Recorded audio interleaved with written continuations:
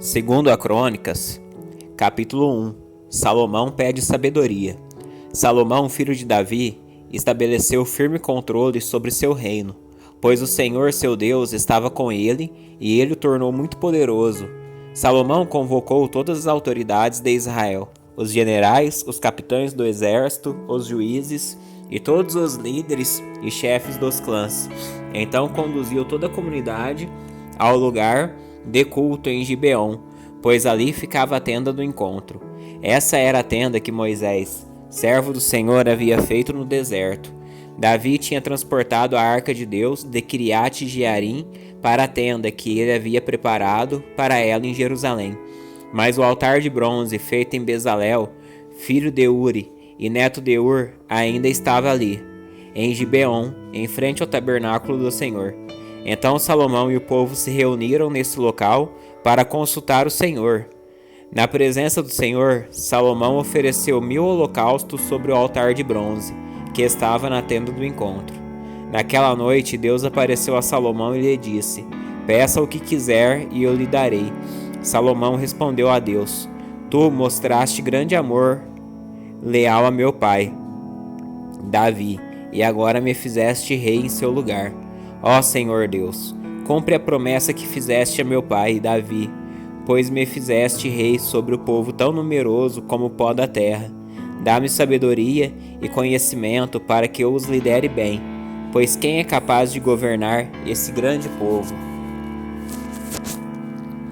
Deus disse a Salomão: "Uma vez que esse é seu desejo, e não pediu riqueza, nem bens, nem fama, nem a morte de seus inimigos, nem vida longa, mas sabedoria e conhecimento para governar bem meu povo, sobre o qual o fiz rei, certamente lhe darei a sabedoria e o conhecimento que pediu.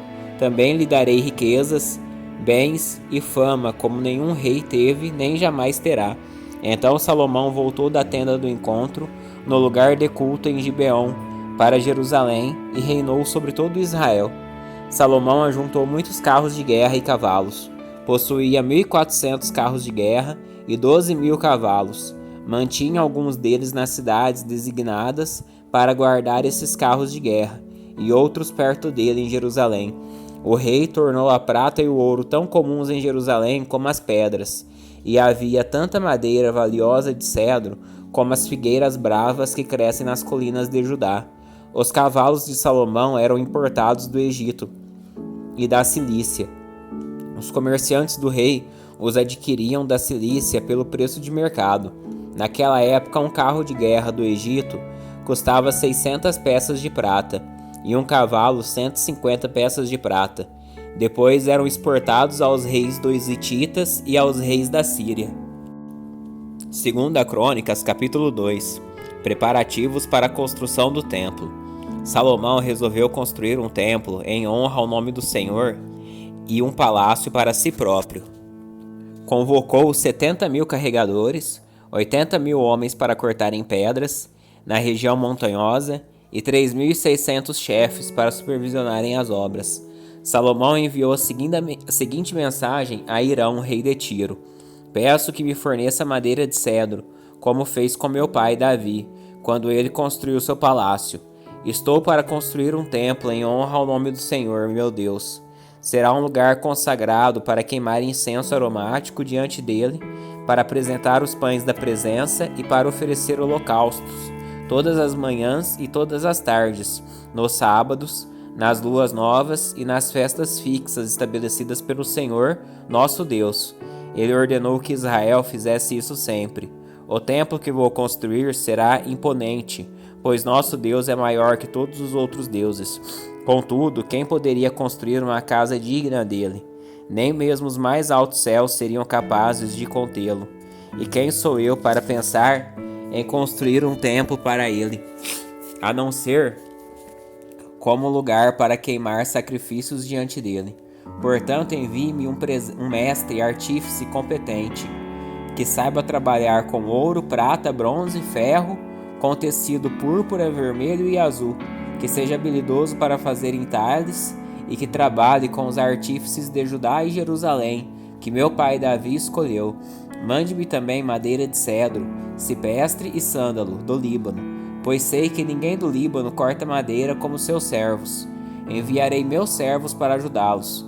Será necessária muita madeira, pois o templo que vou construir será grande e imponente. Como pagamento a seus cortadores de madeira, enviarei 20.000 cestos grandes de trigo batido, 20.000 cestos grandes de cevada, 20.000 tonéis de vinho e 20.000 tonéis de azeite.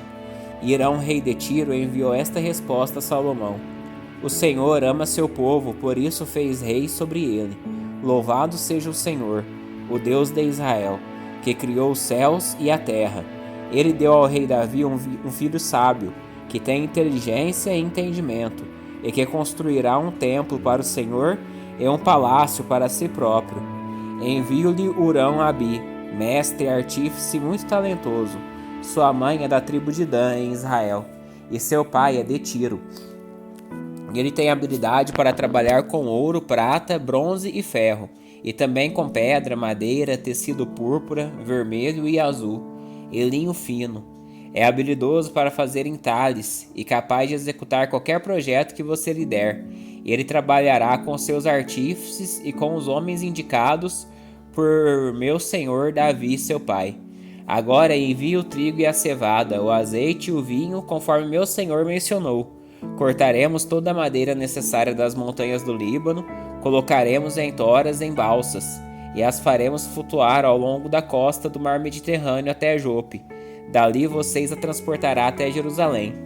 Salomão fez um censo de todos os estrangeiros da terra de Israel, como o censo que seu pai Davi havia feito, e descobriu que eram 153.600.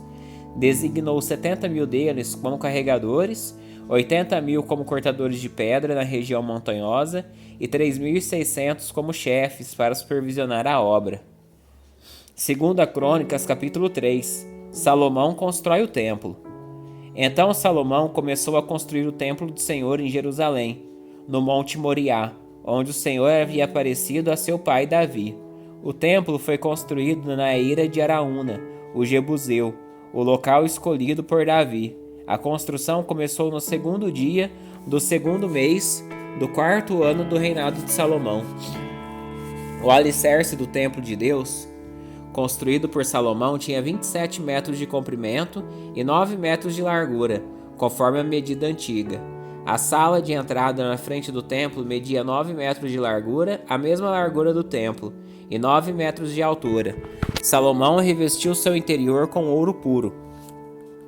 Cobriu todas as paredes do salão principal do templo com madeira de cipestre, revestida com ouro puro e enfeitada com entalhes de palmeira e de correntes. Enfeitou as paredes do templo com pedras preciosas e com ouro da terra de Parvaim. Revestiu com ouro as vigas, os batentes, as paredes e as portas de todo o templo e entalhou nas paredes figuras de querubins. Fez o lugar santíssimo com 9 metros de largura, a mesma largura do templo, e 9 metros de comprimento. Revestiu seu interior com 21 toneladas de ouro puro. Cada um dos pregos de ouro pesava 600 gramas. Também revestiu com ouro as paredes das salas superiores. Fez 2 figuras em forma de querubins. As revestiu com ouro e as colocou no lugar santíssimo. As asas abertas dos querubins mediam juntas 9 metros. Uma das asas do primeiro querubim media 2,25 metros e tocava a parede do templo. A outra asa, que também media 2,25 metros, tocava a asa do segundo querubim. De igual modo, uma das asas do segundo querubim media 2,25 metros e tocava a parede oposta. A outra asa, que também media 2,25 metros, tocava a asa do primeiro querubim. Portanto, as asas abertas dos querubins mediam juntas 9 metros. Os querubins ficavam em pé na frente para o salão principal do templo. Na entrada do lugar santíssimo, colocou uma cortina de linho fino, enfeitada com fio azul, púrpura e vermelho, e bordada com figuras de querubins. Para a frente do templo, fez 2 colunas, cada uma com 8,1 metros de altura e com um capitel de 2,25 metros de altura. Fez conjuntos de correntes entrelaçadas e os colocou para enfeitar o alto das colunas. Também fez 100 romãs decorativas e as prendeu às correntes. Depois levantou as 2 colunas na frente do templo, uma ao sul da entrada e outra ao norte. Chamou a coluna ao sul de Jaquim e a coluna ao norte de Boaz.